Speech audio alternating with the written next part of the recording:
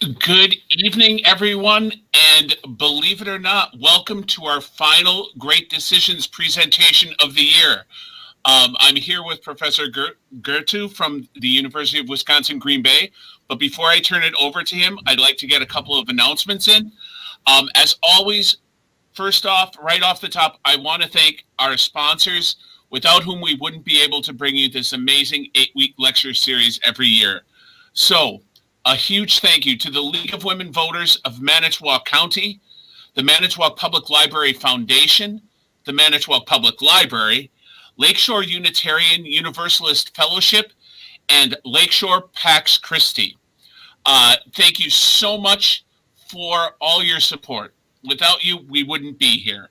Now, that being said, it would be beautiful if we could actually finally get enough donations to actually make our Great Decisions Legacy Fund a reality so that we could be completely self-sustaining.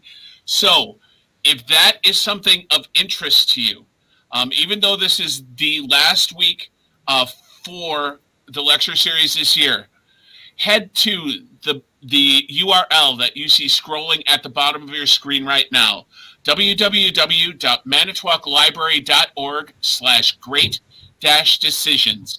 There you can find the pamphlet that you would usually get if we were in room, and it has all the information for donating to the Legacy Fund. So if you're so inclined, head there, download that pamphlet, and it gives you everything you need to know about donating to the Legacy Fund. Another thing that I wanted to bring up, and you'll see this scrolling across the bottom of the screen right now, is we've put a survey together. It takes about 1 minute for you to take it. This is the address of the survey that's scrolling across the bottom right now. http://bit.ly/great-decisions-mpl. We'd love to hear back from you. Just a couple of questions so that we can better plan for next year and how we should move forward with the Great Decision series. If you can't write it down at this point, if it's scrolling too fast, which is always a possibility, head to our Facebook page right after tonight. We'd love to hear from everyone watching, and I will put a link up there right at the top that you can take this survey, and we would definitely appreciate it if you could. Before I turn things over completely to Professor Gurtu, just a couple of programming notes for things coming up in the future and even into the summer that I feel might be of interest to you. There are 4 things. They're all panel discussions or community conversations that we're having. The first one is the second part of Foraging Your Lawn with Julia Lee, which airs next Thursday, April 1st, which is about medicinal and edible weeds that are growing in your yard. It has the best tagline of any program I've heard. If you can't beat them, eat them. And so that is going up next Thursday. Coming up later in April, there is a great program coming up called Privilege and Power, a white privilege discussion panel community conversation with Lakeshore United Visionaries. That takes place Monday, April 19th at 6 p.m. A fantastic program. The title tells you everything you need to know. Coming up in May, on May 6th, Fact versus Fake. How do you know what information to trust? That's another presentation being given by Julia Lee, and it clues you into where you can actually find reliable information online. And that happens on Thursday, May 6th at 6 p.m. And then finally, I wanted to bring up, this is coming up in June. We don't have a date for it yet, but the name of the program is Being LGBTQ Plus in Small Town America. And we will be doing that in association and partnership with PFLAG. That is definitely a great one to tune into as well.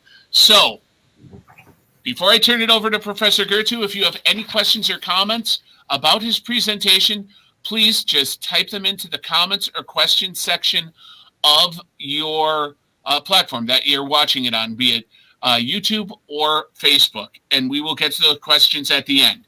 Now, a brief introduction, but when I'm done, Professor Gurtu is actually going to tell you more about all of his accomplishments before he launches into the global supply chains and national security presentation.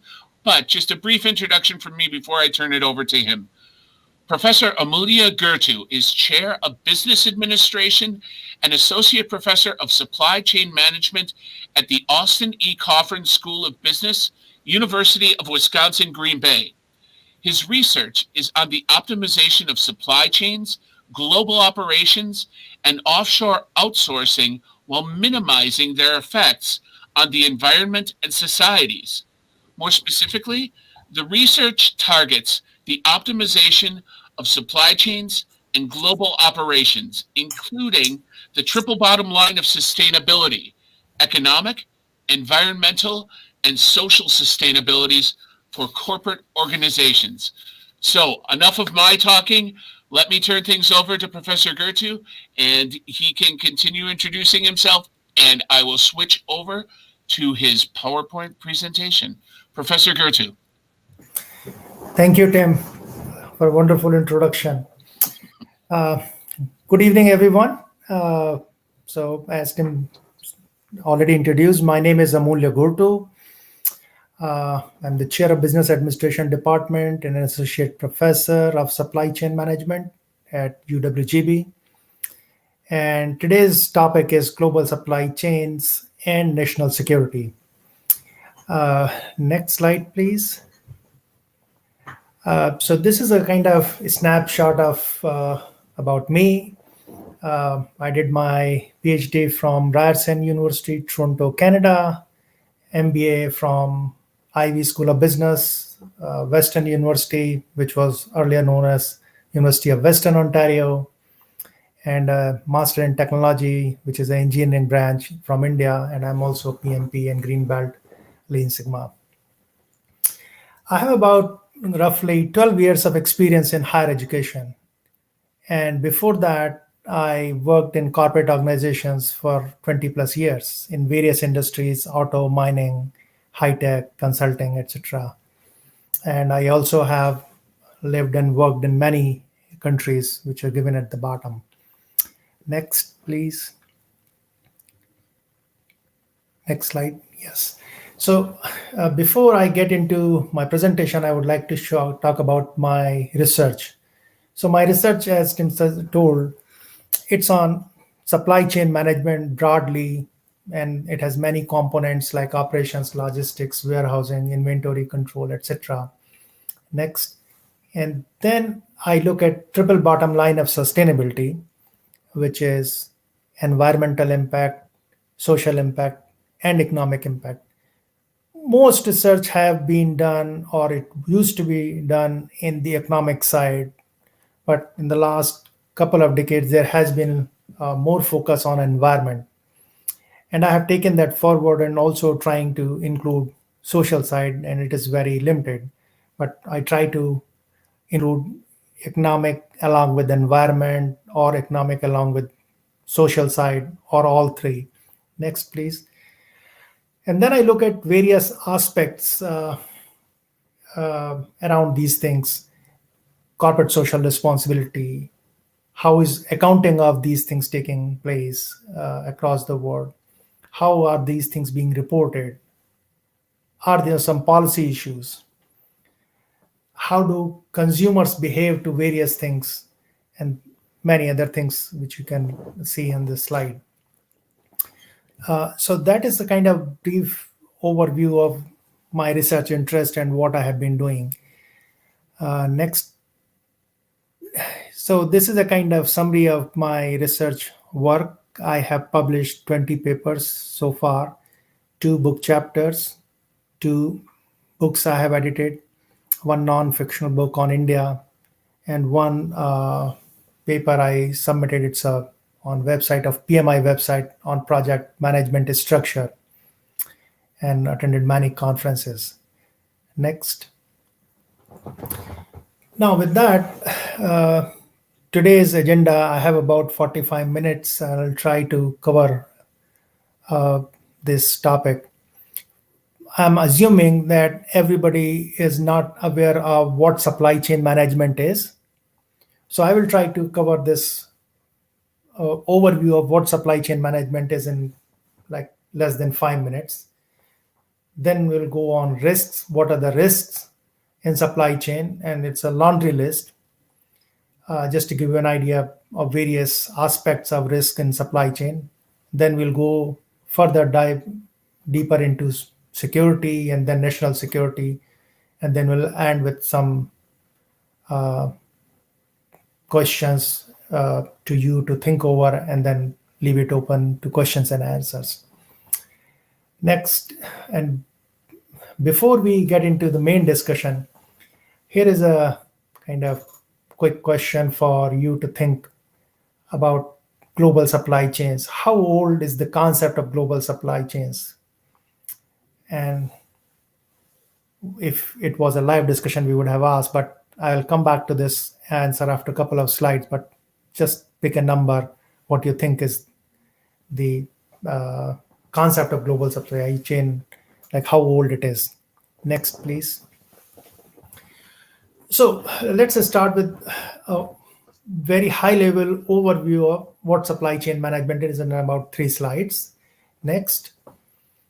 So on one end, we have design, research, design, development, which means somebody is designing a product. And again, I'm trying to keep it for a manufacturing organization because it is very complex and it covers almost all aspects of supply chain. So on one end, we have a function which is designing new product. Next, on the other hand, we have a consumer facing interface which is called marketing, and it includes advertising, sales, service. Next, and everything in between, which means the function that translates the design or a concept into reality and delivers it to customer, is all supply chain management. So as you can see, this is a very complex function. I believe I am not able to see anything.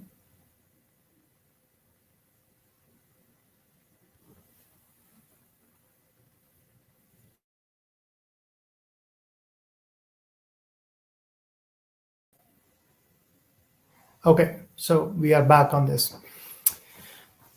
So as you can see, supply chain is a very complex function, but this slide should give you an idea about from where to where it is and everything in between, which means it includes many aspects from the concept to physical delivery of the product. Next.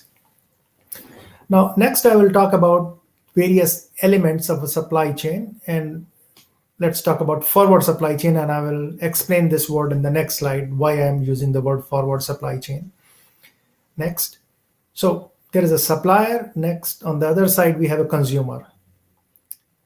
Now, in order for this to move, the material has to move from supplier to customer.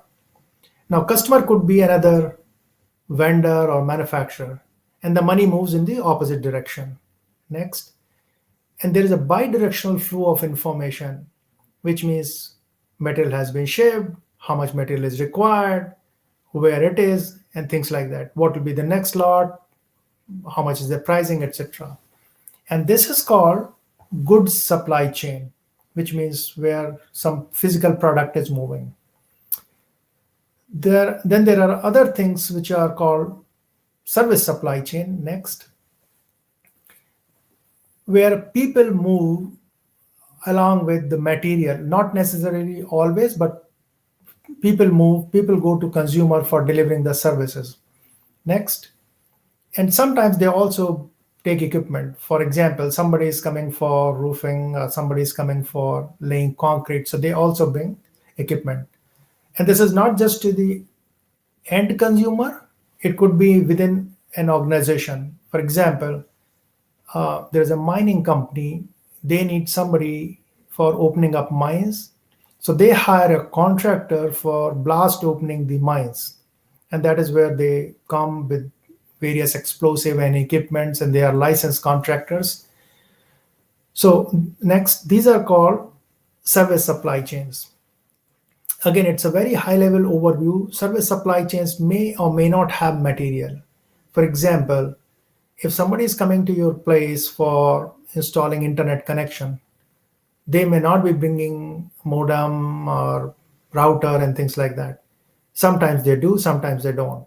So the material is not necessarily, or a plumber is coming, plumber may be bringing some items which are needed for repair or without item. So the material part is not necessarily always there in service supply chain, but other things are there, material and equipment. Next.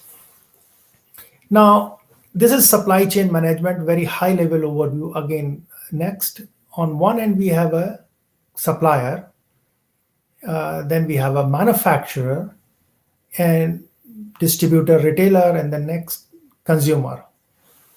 Now, this is a very simplified view. Now, supplier to manufacturer, I have just shown one because of the limitation of the slide, but it could be 10 layers like this or 50 layers sometimes. And that is what makes it a chain, supply chain. That is the word comes. It's a chain where the supply is moving from left top to right bottom. Left hand top side is called upstream and right bottom side is called downstream. So supplier to consumer, supplier is upstream, customer is downstream. That is the flow of material. And this is called, when it is moving from upstream to downstream, it is called forward supply chain. Next. And again, next. And when the material moves in the opposite direction, it is called reverse supply chain. Now, forward supply chains are designed. How much material has to go, when it has to go, where it has to go. Reverse supply chain, on the contrary, are random. We don't know when the customer will return the material or why would they return the material or an item. It could be a product failure, customer did not like it, it is not working well, or for any other reason. So there are many reasons why the customer sends it back. Now, these are not designed, and I'll come to the next part where these things happen by design towards the end of this slide. Next. When somebody is buying, just for example, you go for buying a loaf of bread, that is procurement. Even in industry, you go and buy product directly from a customer one time. There is no long-term relationship. We have not designed something specifically for you. We have just gone, negotiated the price. If you like, you picked it up. That is simple word is procurement, or buying or purchase. Now, there are many other elements. Next. So between supplier and manufacturer, and you can imagine there are multiple layers of supplier. There is packaging and transportation. Next. At the manufacturer end, there is inventory and storage. Next. Between manufacturer and distributor, again, there is a packaging, transportation. Next. And warehouse inventory. All of these things, next, packaging, transportation, inventory, warehousing, etc., is called logistics. And then the closed loop supply chain is the term when at the end of useful life, a customer is supposed to send the material back to manufacturer. So it is not random, it is by design. Reverse supply chain, the difference between reverse and closed loop supply chain is, first of all, the forward supply chain where the design, it is not designed to go back to manufacturer. That is called open loop supply chain. But when it is designed to go back, those are called closed loop supply chain. And the difference between reverse and closed loop is by design and reverse is random. For example, because of warranty failure. But closed loop is at the end of useful life, it will go back to the manufacturer. And I have shown a curved arrow. It doesn't mean it has to go directly to manufacturer. Because of the limitation of slide, I have shown it like this, but it can go through the same distributor or retailer back to manufacturer or even the previous supplier. It is the concept that has to go back. I would like you to just think of some products where you can see this in real life. Some examples are when you buy a new toner, the most of the printer cartridge toner manufacturers give you a prepaid postage envelope to send back the empty cartridge toner cartridges back to manufacturers. So this is a concept of sending back the material to manufacturer. This concept is again not new.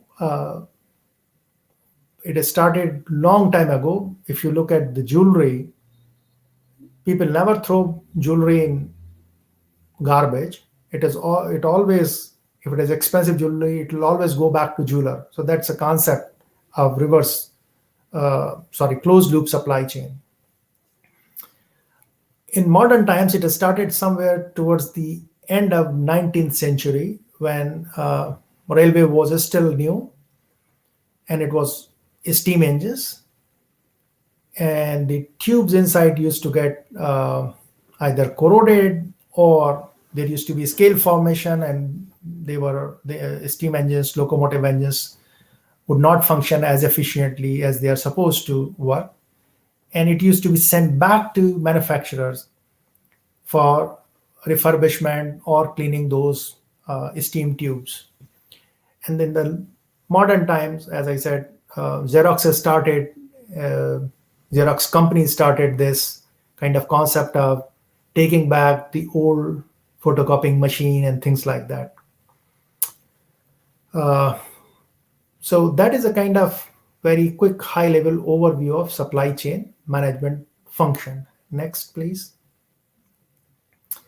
Now coming to the first slide where I asked the question, how old is the concept of global supply chains? So you may be surprised that as per Britannica, it is about 4,000 years old. Spice trade from India to Europe via Africa is supposed to be more than 4,000 years old.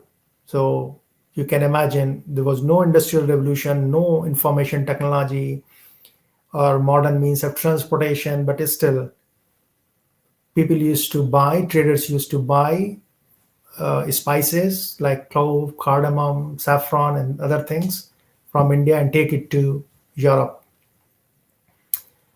In North America, there is a company called Hudson Bay. It was a Canadian company. Now I believe it is an American company that has started about 350 years ago. And the purpose was the company used to buy raw fur, and then it used to send to Europe for making garments. So that is 350 years old. So you can imagine, even in North America, it is not new concept per se. But things have become very complicated, and the way we manage because of the lifestyle and availability of higher computation power. So we try to optimize these things. Maybe the earlier global supply chains were not that efficient, but they existed in concept. Next, please. Now, let's move to risks in global supply chain. And this is a kind of laundry list. Political instability is a huge risk in supply chain. And that is why we see many people do not go for doing business in certain countries.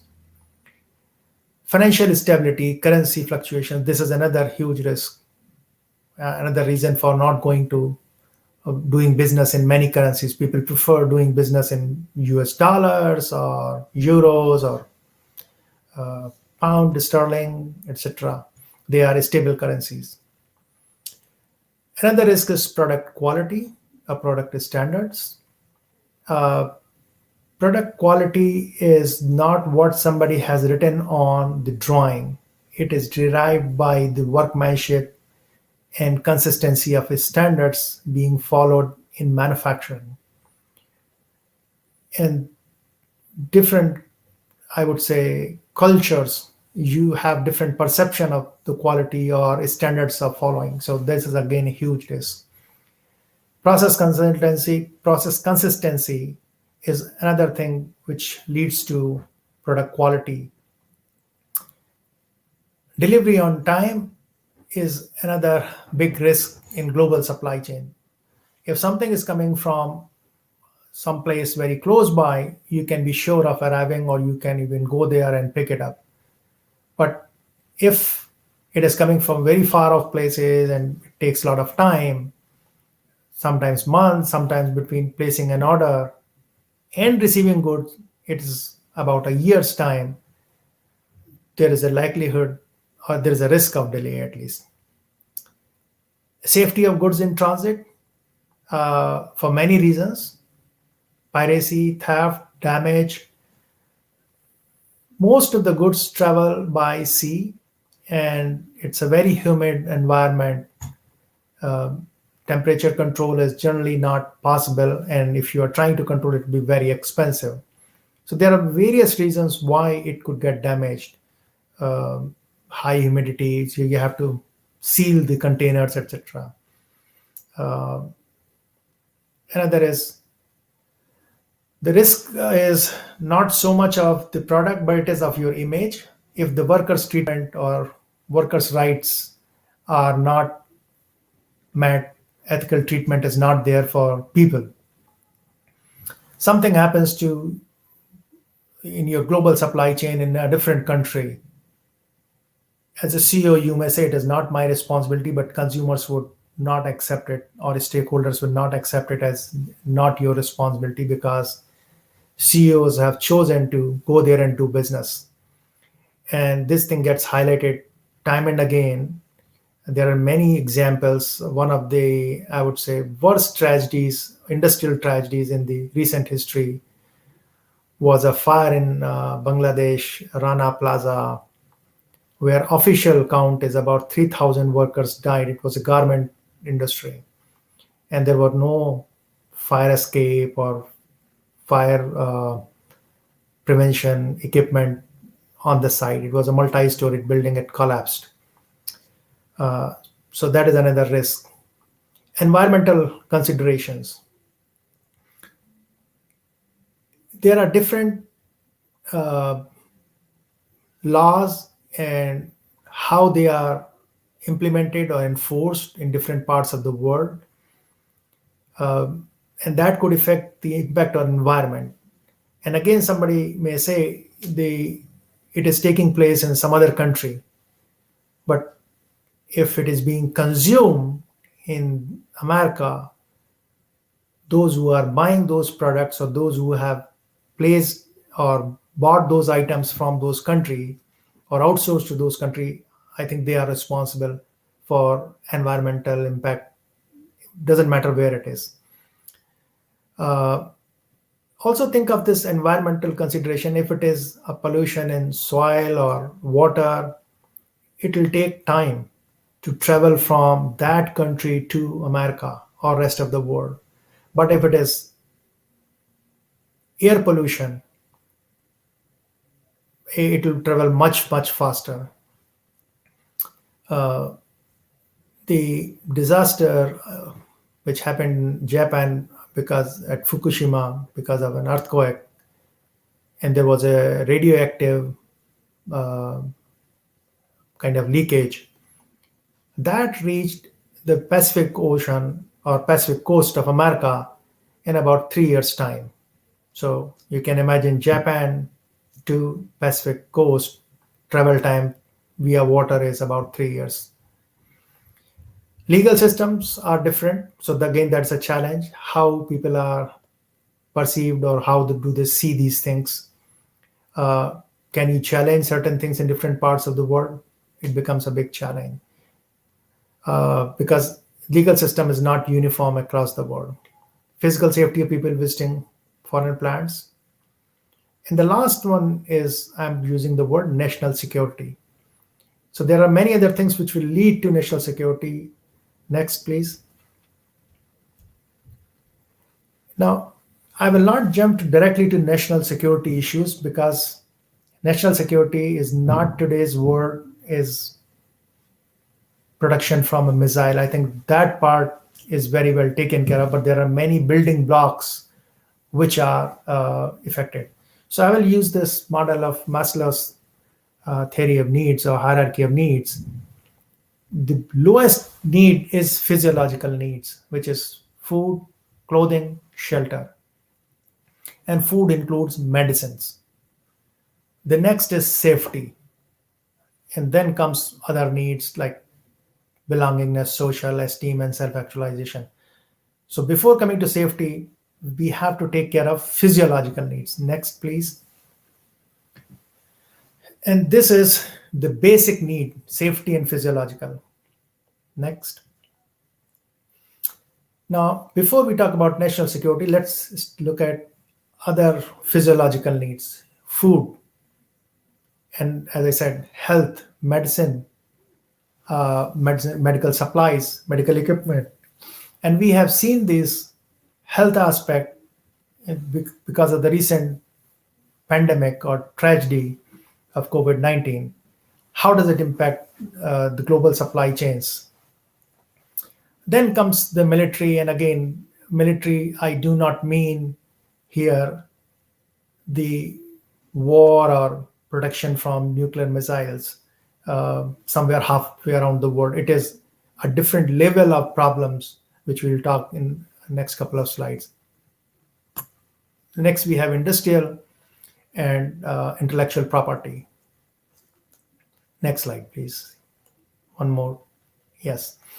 Now, this is the kind of top two categories of import in the USA in 2019.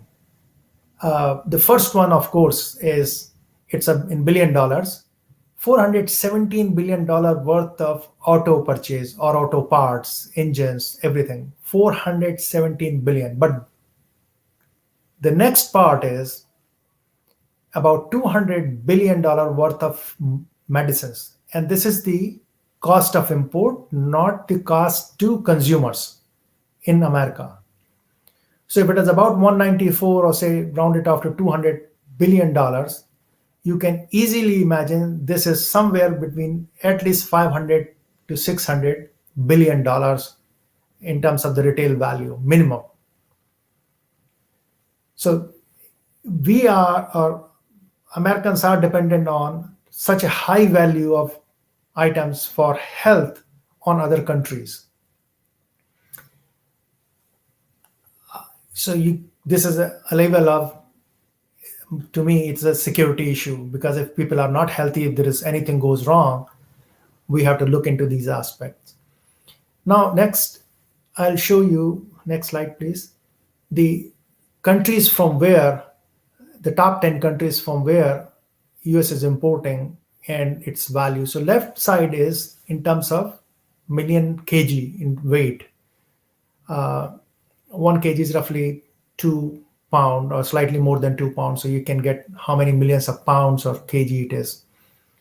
Like more than 100 million kgs of material comes from China. And then there are other countries. And the next slide shows the dollar value. So as you can see, Ireland value is way more higher than China, but it's a very small weight, which means the US is buying a very high value products from Ireland. On the other hand, from China, the value is very small, which means we are buying low value items. But look at the weight of these items, about 100 million kgs. So even though the value is small, but if something goes wrong in this supply chain or it gets affected because of anything, the value may be small, but it will have huge impact on US security or the ability to do many things. And which we have seen in this pandemic, when the masks were not to the standard people felt, or some of the ventilators were not working, because it was never the situation where 100% ventilators were required at the same time. Next slide. And here is some statistics talking about how bad it is or how much it has been going on. So between 2012 and 2018, there were about 3,000 doctors, clinic, hospitals across US. In every single state, people were selling them fake drugs. Now imagine if the fake drugs, nobody can reach a hospital or doctor just like a flea market or a farmer's market. It is much sophisticated way of going to hospital with all kind of credentials that I am representing a company and then trying to sell them.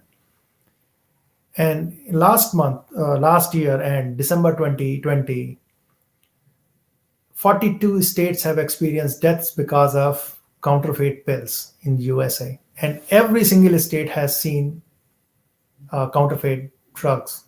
I think that is a much bigger security concern than the typical security concern which comes to mind in terms of national security, like militarily. Next slide. Now, this is a slide which is showing the import of, again, we are at the physiological level, the food. US is buying food from about 180 countries, 180 countries worth 53 billion. And again, it's a dollar value of the import, not to the consumer. Consumer, it may be 5 times more because of the markup and wastage and distribution, etc. So in terms of $1 billion value, it is much higher. And in terms of number of countries, it is 180 countries. Canada is number one, 17, which have very similar standards. Mexico, 16, which is very close by neighbors. One is on the north, another is on the south side. But other than these two, we are buying from 178 countries. Now, just imagine the resources required if FDA really wants to control the quality standards. First of all of these 180 countries do not have the same quality standards as the US. Some countries have even more stringent standards of quality than the USA, which is fine. But I'm almost certain 178 countries do not have standards equivalent or higher than USA. And we are buying products. Is FDA capable of ensuring the product quality at those countries and the food sources? I think this is another kind of security issue. If anything goes wrong anywhere in this food supply chain, we will have much bigger issues. So to me, this is a much bigger security issue for USA. Next. Now, this is a slide which was kind of surprising. I always thought US exports arms and does not import, or it need not import, it has enough. But this slide is telling that we have been importing to the tune of about 1 billion or 1.2 billion in 2017, 2012, and in 2019 also it was slightly over $1 billion. So this also shows if the arms are coming from outside, the quality has to be ensured, and from where they are coming, let's see from where they are coming. Let's go to the next slide. So these are the top 10 countries: UK, Germany, France, etc., Italy. So most of these countries are, other than Australia, from Europe. But there are many other countries from where the US buys arms. And this is not just the arms. This could be just parts which go in our defense system. So, but it falls under the category of arms. So not the complete equipment for fighting. Let's go to the next slide. These are some headlines which has been going on from 2012 until last one I have prepared for this slide until 2017, but it's going on.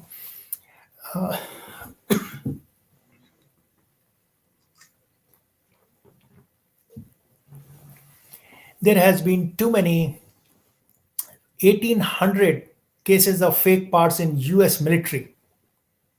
I think this is a much serious security concern, because aircraft is one thing, but the cost of developing a pilot, just assuming it is just one pilot, not other military personnel. Suppose it is a goods carrier, then there will be more military personnel. But suppose it is just cost of the pilot, it's a fighter pilot. I think that is way more higher than the advantage we get by putting these parts. And there have been cases of 1,800 fake cases. And then there are many cases from Reuters and Defense News that there have been too many fake parts coming into defense system. To me, that is a much more serious security issue, national security, rather than looking at nuclear or some kind of military power somewhere halfway around the world. Now, Pentagon is trying to develop systems. Now, on one hand, we are trying to buy things from outside to save cost. And then you are developing processes here for ensuring they are not counterfeit. That is additional cost, which is not included in the cost of buying typically. So one has to weigh, is it really worth buying items at a slightly lower cost and then putting these systems in place and risking our defense capabilities, and people at lives at risk, and maybe goods at risk. Next. This is the number of counterfeit reports. It has come down, but still it is too high number. Next, please. This is pirated goods and the trafficking which is going on. And the last one is from January 2020. The numbers have been increasing. And this is from OECD, which is organization for, it's a European organization, and they are saying this has been increased by 154% internationally. They are calling it an industry. I don't know if this is the right term to call counterfeit as an industry, but that is a term people have used. It was $200 billion in 2005, and it has become more than half a trillion in 2016. Department of Homeland Security has the number of these kind of counterfeit goods seizing attempts have increased 10 times, from 3,000 roughly in 2000 to 33,000 in 2018. So more than 10 times between 2000 and 2018, despite doing all the checks and balances. Next slide, please. This is a theoretical paper one of the academics have published, so I'll not go in detail because of time. Let's go to the next slide, please. Lockheed Martin is one of the top defense aerospace manufacturer. They have started a training program to identify counterfeit parts. In the first place, they have outsourced to save cost, and now they are trying to figure out a program to train everyone to identify parts. And still, I think this is a huge risk to the entire aerospace industry, wherever their parts are going, because one small slip in counterfeit parts, it goes into a plane or in any defense equipment, and if it fails, that the cost would be much higher than the savings Lockheed Martin has accrued because of offshore outsourcing. Let's go to the next one. The similar programs have been going on many places. Now, then another level of security is IP. There is news almost every other day, or at least once a week, that somebody has been caught stealing IP from America and taking it to some other country. Now, on one hand, the corporate organizations are trying to protect IP, intellectual property.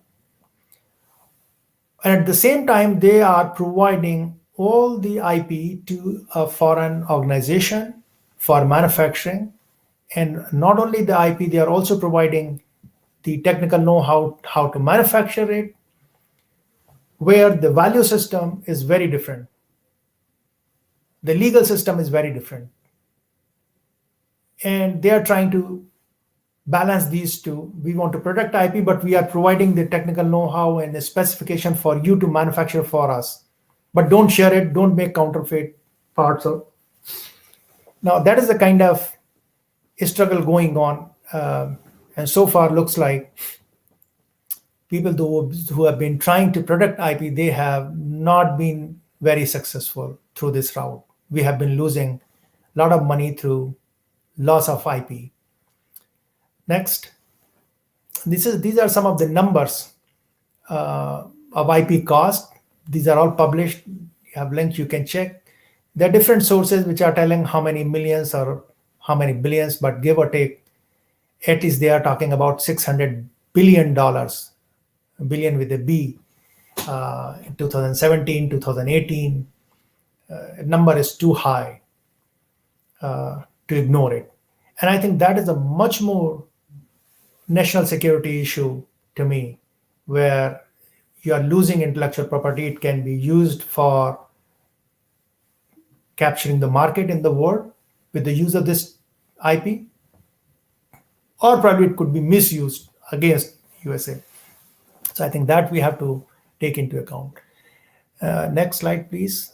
I'll take just few more minutes to conclude. This is another data of how much theft has taken place over the years from different countries. Next slide, please. There's a famous case of Apple and Samsung. Apple provided all the technical know-how to Samsung, and then Samsung started using it in its Galaxy line of smartphones, and then Apple sued, and this went on for years. And finally, it was a $1 billion win for Apple, which was reduced to 450. But the legend says when it was a $1 billion lawsuit against Samsung, they were partying because they had made way more money selling through this stealing IP. So again, this is the value for just one organization, and you can imagine how it is going on because of offshore outsourcing to various countries where the value system and the legal system is very different. Next. Here is another finding which is not directly related to security, but it is part of a larger thing about society and emissions, healthcare, etc. This is a study by Housechild and some two other, I think one more person from UK. It was 2009. From UK, they moved certain parts to China for manufacturing. UK has been lauded for saving 15.6 million tons. However, for the same production in China, China produced 120 million tons. So UK saves 15.6 and China makes 120 for the same. Instead of looking at it China versus UK, I think I look at it, the world has lost more than 100 million tons. Means world got additional 100 million tons of carbon dioxide because of this transaction.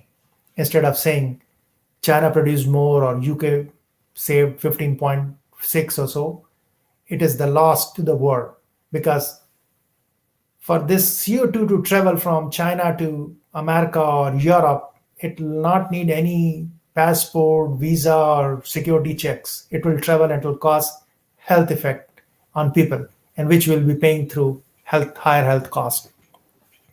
I'll show you another example next, please. That is from Denmark. Again, Denmark moved X items to China.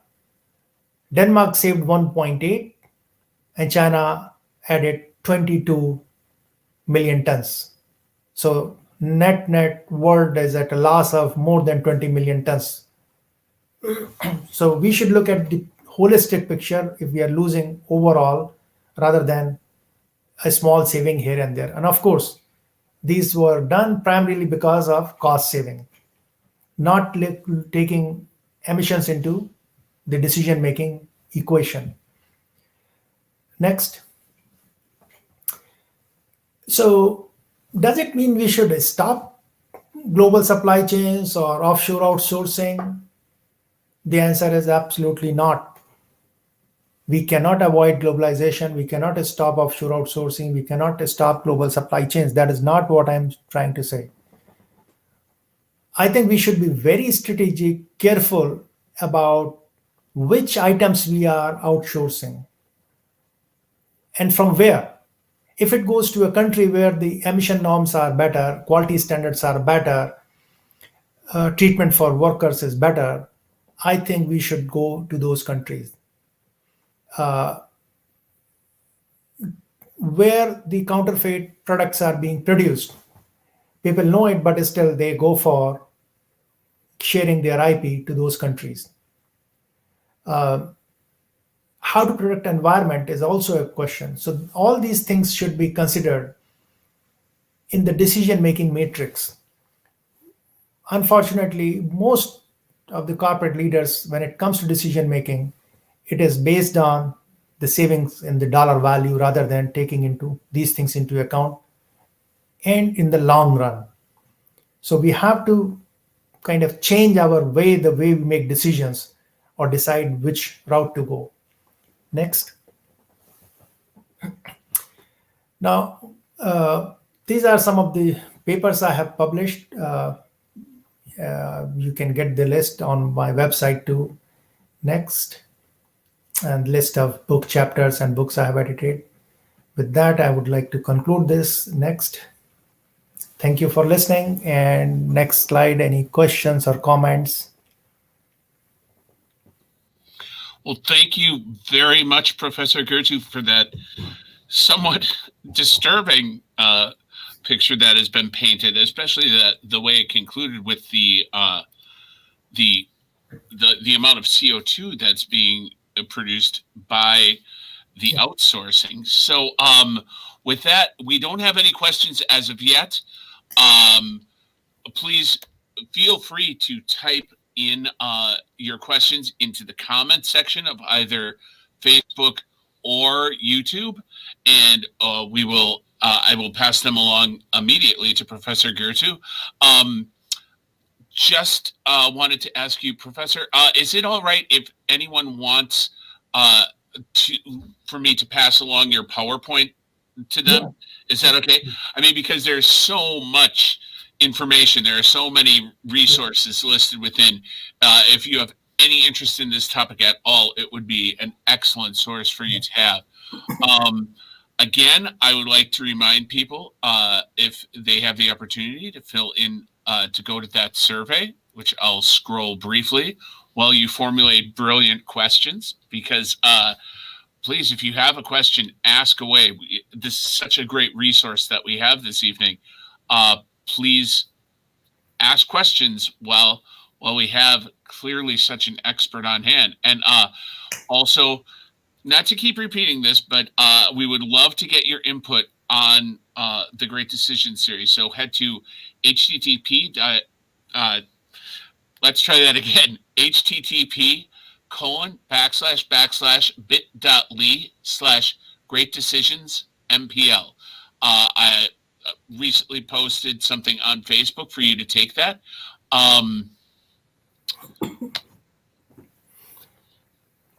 Once again, if anyone has any questions or comments, please put them into the comment section and we will pass them along instantly to Professor Gurtu.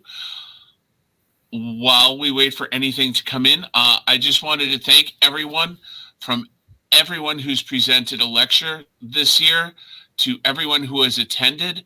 It was a completely different format, and everyone followed along with us as we pivoted towards keeping everyone safe, but still keeping the information flowing. And it turned out, in my opinion, very nicely. And thank you so much, everyone, for following along.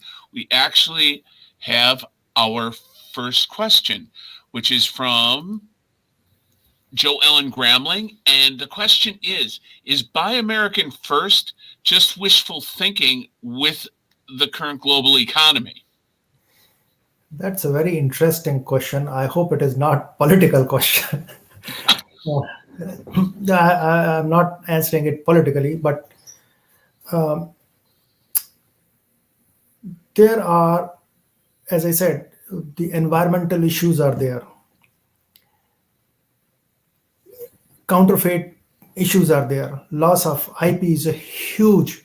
When some scientists, researchers, engineers, they design something over here, spend years designing something and give it to manufacturing for some other country, and they start making counterfeit and selling it back in the USA.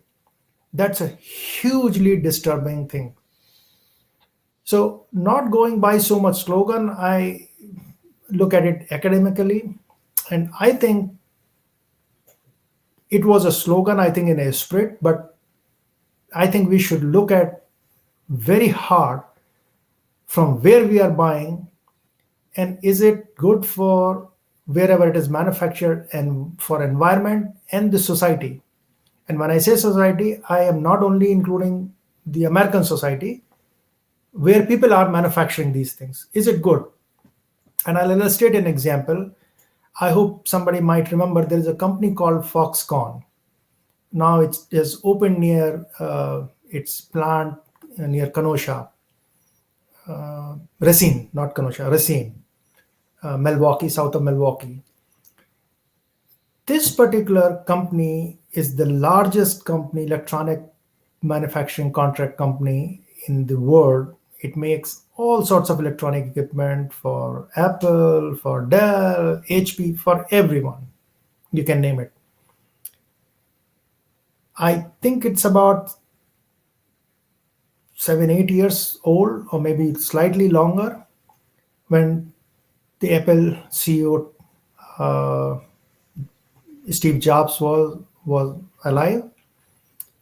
People started committing suicide in that society, in that company. And how? Jumping off the roof of the 6-story building. It's an electronic manufacturing company, so they used to jump, hit the ground, and that's it. Some might have got injured, but many people died. And this was a news in many paper those days. People went to Steve Jobs and asked, and he says, "Why I'm not aware? What's happening? Why people are doing this? I have outsourced. They are assembling iPhones." That was his response. Then we started, not me, like journalists started investigating what is happening, and we say that one person loses job in America because of offshore outsourcing, 10 people get job in China and Malaysia and other places because of low cost. But the quality of life or the working environment was so terrible that workers felt dying is better than working. So you can imagine what was the situation. And after it continued for about 6 months, and then it stopped. So I became curious. I started asking what happened, and then I figured out it was some article written somewhere that they put uh, about 25 odd feet wide net, 6 feet above the ground, starting from the side of the building, going 25 feet wide, so that people jump from the top, they will not be able to hit the ground. And that is how those suicides in China stopped in Foxconn. Now, these things are not included anywhere in decision making.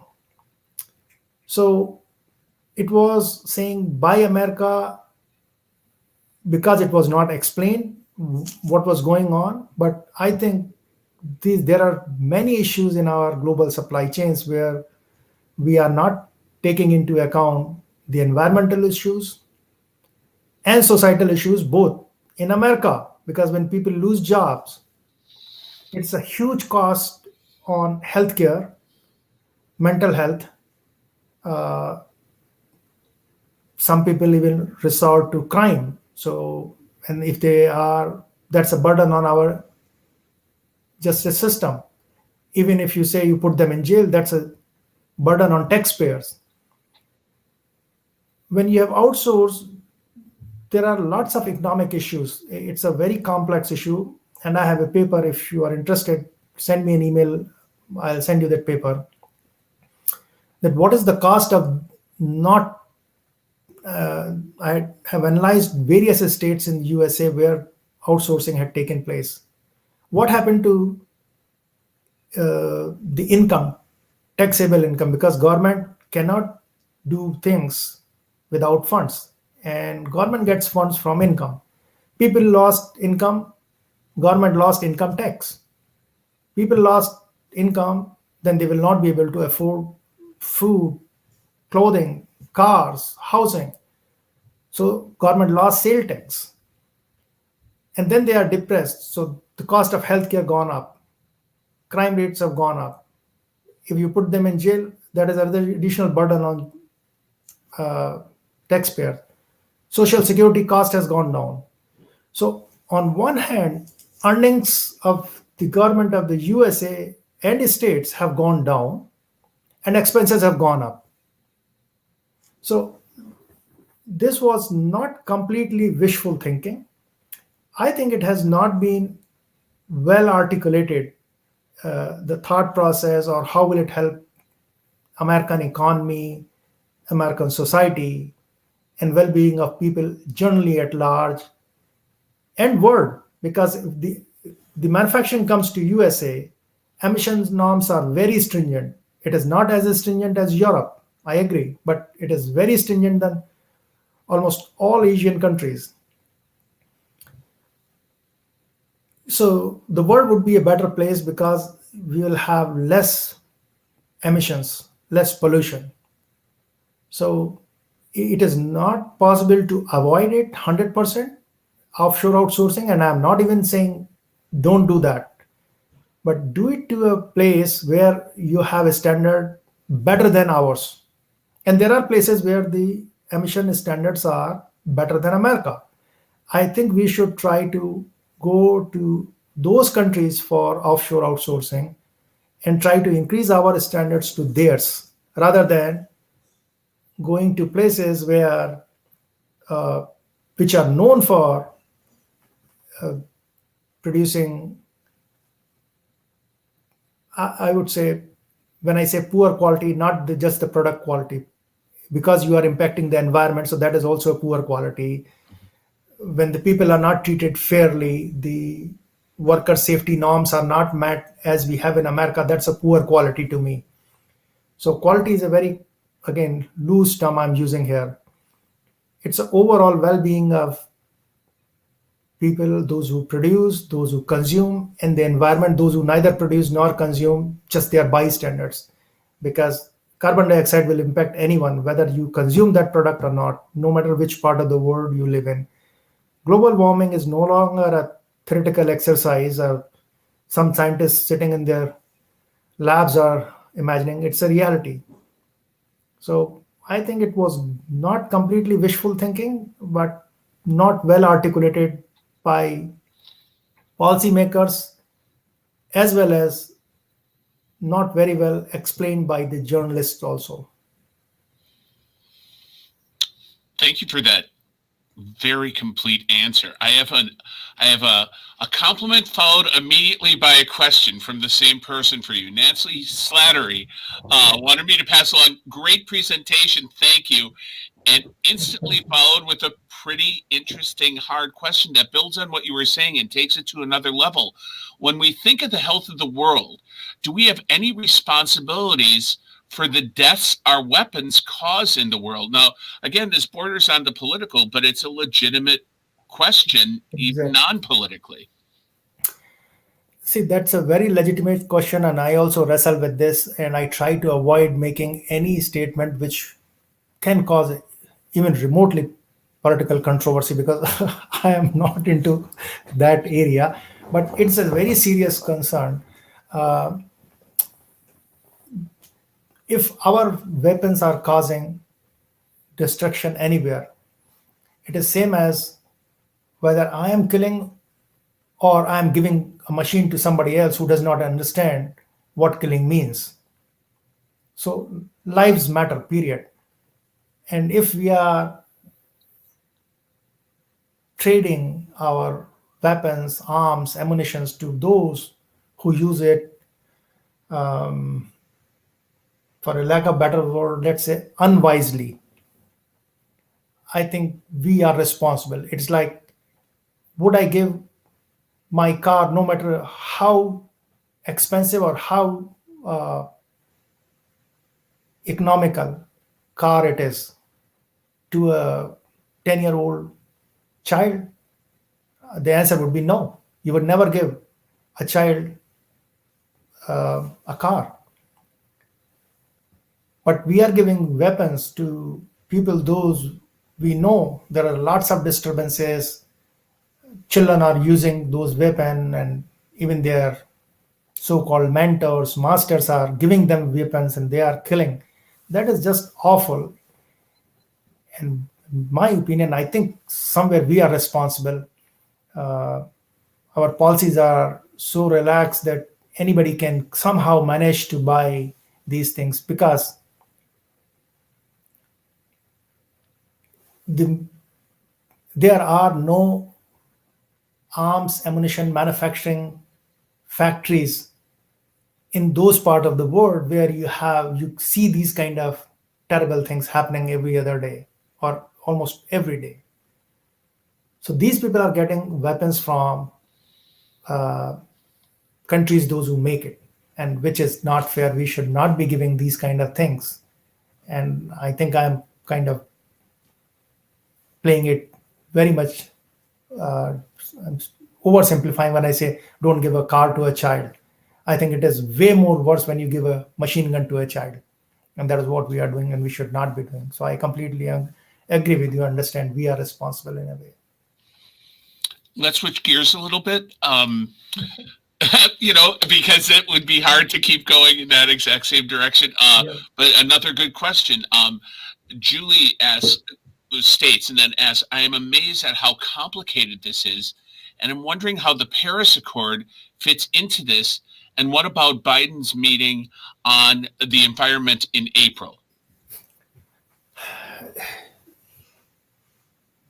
The Paris Accord, I think, was the largest accord globally, where almost every country participated, major country, not every country, almost major country except USA. So it was kind of a bit setback, unusual. US is the technological leader. It has all kinds of intellectuals who understand global warming and things like that better than many other countries. And it was not part of this agreement, so which was kind of sad. And I think US has a responsibility to lead the world in these things too. And for some reason we have been behind for a very long time, even though the world's first environmental policy, it might come as a surprise to most people, was developed in the USA.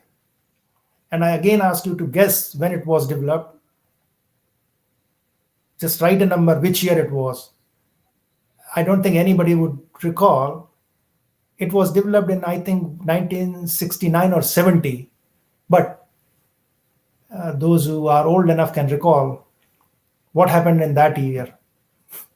It was Nixon's period. Nixon signed that. And that is why perhaps it did not go that far. But it was the first environmental policy in the world by America. That was the lead America took, and then it kind of fizzled out, and Europe is far ahead in these things, and Scandinavian countries are even farther ahead than rest of the Europe. I think it is time America should take a lead in this and set an example what we can do. And I hope with this discussion, America starts moving in that direction. Because even though I'm in supply chain, but my focus is not typical supply chain, reduce the cost, measure the lot size. I always look at how does it impact the environment, and I try to bring it in those decision making equation, environment and society, sometimes both, sometimes one of those. So I am very disturbed with the fact that whatever we are doing in supply chain, it is not helping environment in any way, and even the societies. Do you think, you know, continuing along in that line, that President Biden's meeting on the environment in April will have a positive effect on what you're talking about the U.S. taking the lead again? Are you skeptical or are you hopeful? See, I'm always hopeful. I'm a very optimistic person. But from 1970, we started and we are not the leader. So it has been 50 years of gap. Other countries have gone far ahead in terms of meeting those standards.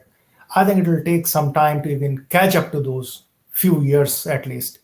Uh, and then it will be somewhat backlash from the public, because whenever you start doing these kind of things, it will have little impact on uh, cost. If like cash outflow for the public, things will become little expensive in the short term. It will become cheaper in long run, but in short term it will immediately start. It's like if you're trying to put a new furnace at home, immediate term the cost will go up because there is a cash outflow. But I think it is the right thing to do, and we must do it on yesterday basis. I'm very hopeful something should happen. Fantastic. Next question, changing gears again. As commerce transforms globally from brick and mortar to e-commerce, such as Alibaba, Amazon, Walmart, Wayfair, what best practices balances efficiency with protecting the environment when shipping to homes? You have hit the nail on the head. I have been doing this and talking about this. People do not understand when you have gone this. First of all, there are two aspects. So when you have frequent shipments, there's a cost of packaging and the transportation cost and associated emissions. That is one side of it. The second side is actually Amazon or Alibaba or Walmart or all online traders. Actually, they have not replaced brick and mortar uh, shops. In fact, they are piggybacking on them. If you think, like, first of all, Amazon has gone into a brick and mortar shop. If online is the gold standard going forward, why are they going to old way of doing things, brick and mortar?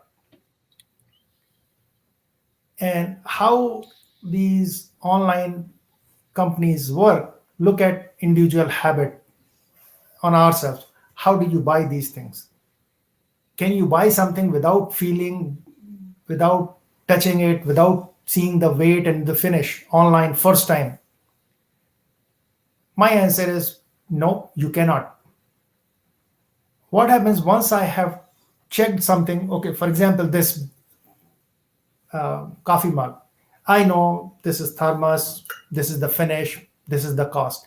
Now I go online and check the price where it is cheapest, and I place an order because it is cheaper, but not because I did not find it in any store.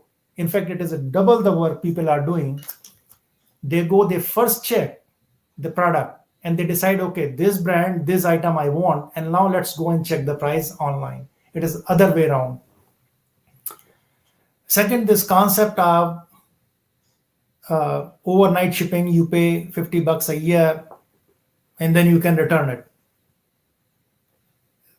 This will not last long because people have gone into the habit, they don't need the item.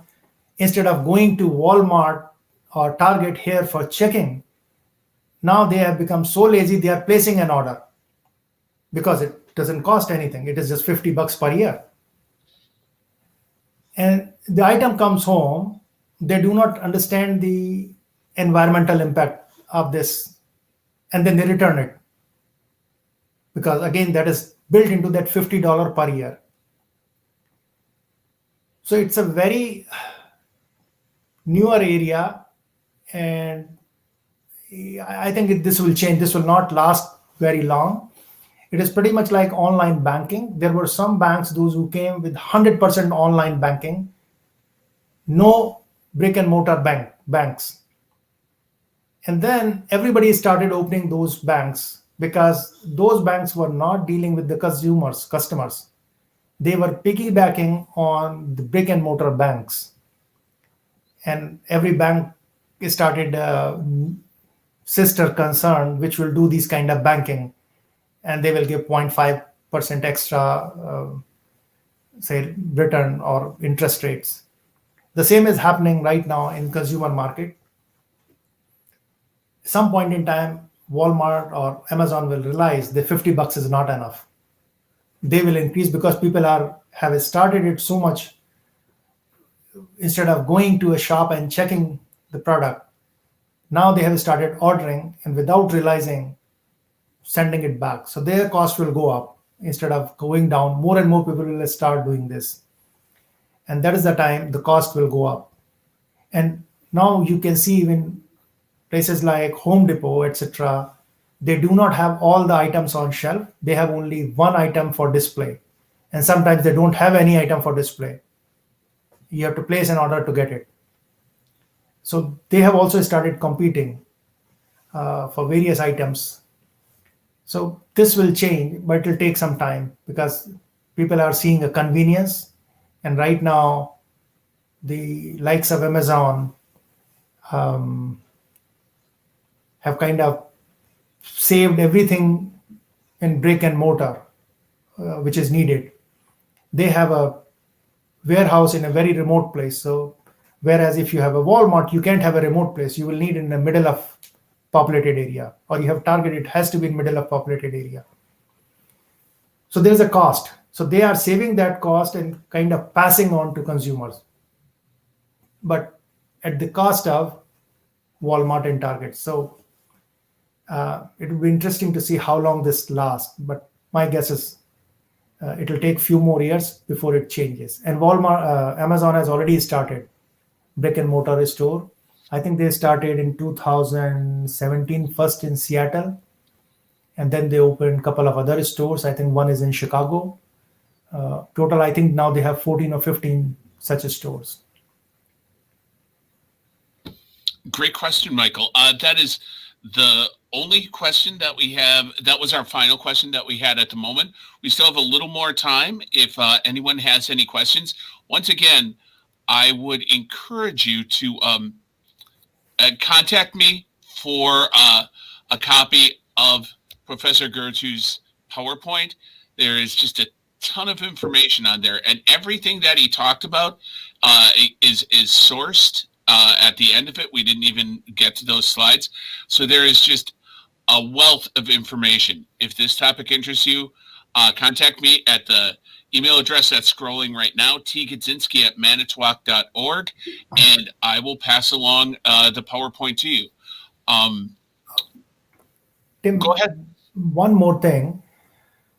Everyone may not have access to academic papers because either you will have to have institutional ID, etc. So if anybody needs that, you can send the request to Tim or to me, and I can provide those academic papers if anybody is interested. And they are very good for falling asleep very quickly. Well, I'm glad they serve a dual purpose. That's fantastic. You can be informed and put to sleep. Excellent.